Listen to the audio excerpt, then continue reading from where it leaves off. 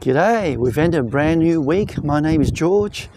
Today's Monday the 4th, 2026. Some people say May the 4th be with you perhaps. Alrighty, now before I get to today's message, which is the message of hope, I want to say something to people who have subscribed and liked these videos. Thank you. Now I know the list is small, and that's okay. But I want you to know that every notification, every like, every person who comes back, believe me, this encourages me to keep going, to keep speaking what I genuinely believe God once said into people's lives. And trust me, I don't take that very lightly. Thank you for allowing me just to talk to you, which is actually a perfect place to start today, because what I want to talk about is exactly that. Keeping going when the numbers don't yet justify it. When the reward is invisible, when the easy thing would be to stop. Oh yeah. Now, a friend from my previous church shared news about our common friend's son. The son had been doing a plumbing apprenticeship. It's a qualified trade. I believe it's good demand. It's the kind of work that once you're through the other side, that is, you pass the apprenticeship, people will always need you to do things around the house or around commercial sites. Well, he walked away from it about 2 years ago, even though he became a qualified plumber and did work in it. But he decided to become a YouTuber instead. Now, I want to be careful here because I don't know how that's turned out for him. I'm hoping for the best, of course. But I know what a qualified plumber earns in Australia. I know what the demand looks like, and I know what it actually costs in real money across a real lifetime, just to walk away before that qualification is in your hand, that you work so hard for it. And I think the average years is 4 years before you become qualified. Now, because that decision to leave something hard before it becomes something valuable, it's not just a career decision. And I'm not highlighting him as an example. I'm not doing that, please. All right. It is a stewardship decision after all. Let me explain. And it is happening at a scale that should unsettle all of us. So here's the statistics, which is in 2012, there were close to 485,000 apprentices and trainees in Australia. Fast forward that, by 2024, that just had fallen to a little bit over 260,000 people instead. That's almost half, isn't it? That's gone. And trade commencements in construction, automotive dropped more than 18% in a single year. Which means completion rates sit around 55%. That's not pretty high, is it? Now, this means roughly 45% of people who start a trade apprentice don't finish it, for whatever the reason. I don't know. We are heading into a slow motion crisis of our own making, you see. A country that can't build its own houses. That's very worrying. Can't wire its own buildings or plumb its own pipes. Just because we stop producing the people who know how. Now, I know there are also a lot of factors behind the statistics, but that's just for another day, right? Look at the oil crisis, that's affecting everyone. It's cascading. Now, I'm not going to pretend that I have no skin in this story, of course. You wouldn't imagine it, right? In my final year at university, I had a subject I was actually good at, and that's COBOL. It's not glamorous. People say it's not even remotely trendy, especially at that time. Not the kind of thing that impressed anyone at a party. What would, right? Talking about computer programming. But I could do it. I really could. The logic sat right in my mind. I just didn't have the wisdom to understand what I was holding. You see, COBOL isn't generally taught at university anymore. The people who knew it are genuinely rare, and they are paid accordingly too. I found out years later, considerably later than I should have, of course. I didn't endure the unfashionable thing, and I didn't see the real cost until the window had long since closed quietly behind me. That's not to say I can't go back in, but I've got to have a good investment of my time. Anyway, there's no time for regrets now. I'm just letting you know I did notice that window. All right, now here's what James writes. As you know, it's my favorite time of the message, a Bible verse. Right, he writes in James chapter 1, verse 2 and 3. Count it all joy, my brothers, when you meet trials of various kinds, for you know that the testing of your faith produces steadfastness. Count it all joy when you meet trials, it says. Now, before I go further, I want to say something honestly, because this verse gets misused. Are you ready? Now, if a workplace is genuinely unsafe, you know it. If an employer is genuinely abusive, that's a different conversation, okay? Because I'm not telling anyone to endure injustice and call that spiritual formation. No, that's highly irresponsible. But there is a gap, a significant gap between injustice and difficulty, right? And most of us, if we're honest, have spent more of our lives exiting difficulty than enduring it. But, g'day. I mean, who wants pain, right? I understand. And I want you to picture something here. It's year 2 of a plumbing apprenticeship. Let's imagine that. You're doing the work. I know it's unglamorous, it's dirty, it's got early starts, but it's work.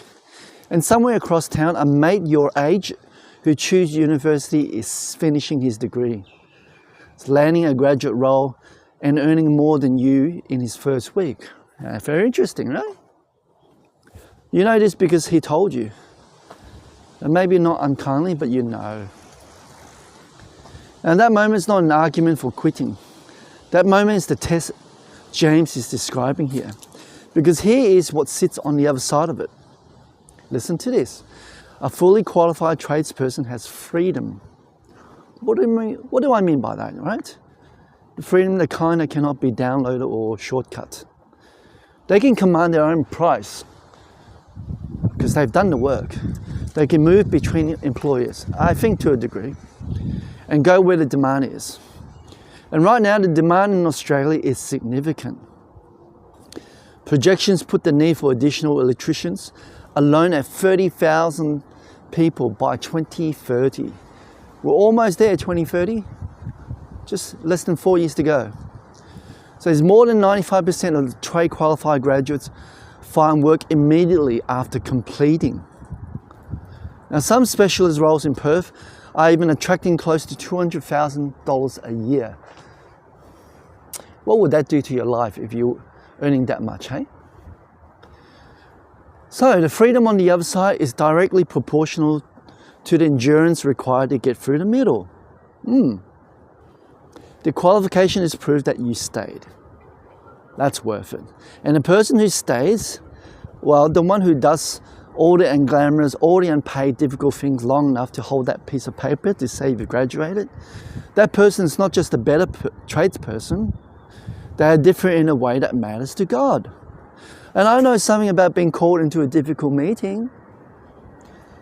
I can recall on a Monday morning at a real estate software company where I've been working for just under 4.5 years. And it was the job I genuinely thought, I really did, I would retire from. Now, I was called in for what they describe as an urgent meeting. My manager was there, and of course the HR representative was there too. They announced a restructuring. To be upfront, I wasn't devastated. I wasn't entirely surprised either. I mean, I've seen enough these meetings across my career to read the room before anyone spoke. They didn't ask me to speak initially. And what I remember thinking, sitting there, was something quiet. I mean, how do you stop something God has allowed? Right? Think about it. The answer is, of course, you don't. You just decide who you're going to be on the other side of it. Some things are out of your control. And here's what I've come to understand, right? The posture you bring into a crisis is built into the ordinary seasons before it arrives. The habit of faithfulness you keep when no one's watching. I'm talking about those who carry you when the urgent meeting happens on a Monday morning. Whew. Let me switch up a bit. Let me tell you that since 2011, I've been sending birthday SMS messages to scores of people, yeah? Every year on their birthday. Pretty much I can say without fail. These are actual messages, not a social media tap, all right? It takes less than a minute per person to do it. I've done it many times. I do it because I decided to, not because anyone is keeping score, right? Not long ago, an ex-colleague replied to one of those messages. She thanked me. That's nice. And then she told me she was grieving. She just lost her mother, you see. Someone she was very close to, along with her sister. Now, I paused what I was doing and sent a few more messages across the following days just to check in on her. You just got to do these things, right? Life is short. Do something positive. I'm guessing she didn't receive formula. She just received someone who had shown up consistently across years without knowing when it would matter, right? The habit was built long before the moment required it. That's how I see it.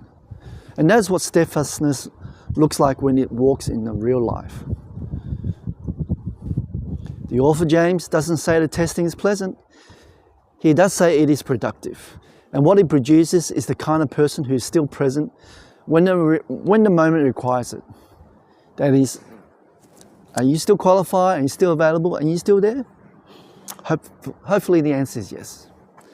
So again, the passage says, "Count it all joy, my brothers, when you meet trials of various kinds. For you know that the testing of your faith produces steadfastness." So hear those words differently now. James is not describing a spiritual virtue. Oh no, that's disconnected from daily life. I believe he's describing the shape of a person formed by difficulty. It's got character, hasn't it? And what that person becomes capable of on the other side of it. So, here's my conclusions. The plumber's son who walked away, I don't know his full story. Only God does. There must be a reason why he left it. Maybe there's a chapter ahead I can't see. I really hope so. A good chapter too. But the low-paid, hard work, unglamorous middle of an apprenticeship is not the enemy of your good life. No. Something that's worth fighting for, it's worth fighting for. It is where a good life is being made. Consistently, I see the market will pay handsomely for the person who got through it. God will use faithfully the character built inside. My friends, if you're in the middle of a hard thing, something that's right now going on, it's not the beginning where the energy is still fresh. It's not the end, my friends, where the reward is within reach. The hard middle, right?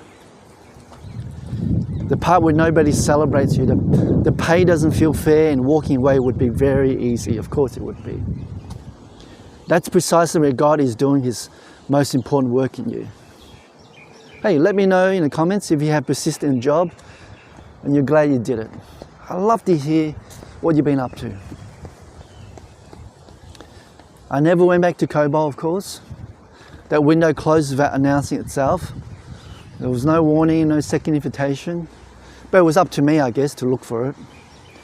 And the apprenticeship you're halfway through right now, that window is still open. It doesn't knock twice. Guys, I hope it's going to be a pleasant day. I think those warm weather are finished now. After all, winter is just around the corner. Thanks for being with me. I'll see you on the next one. Don't forget to like, subscribe, and share the videos. Take care. Bye-bye.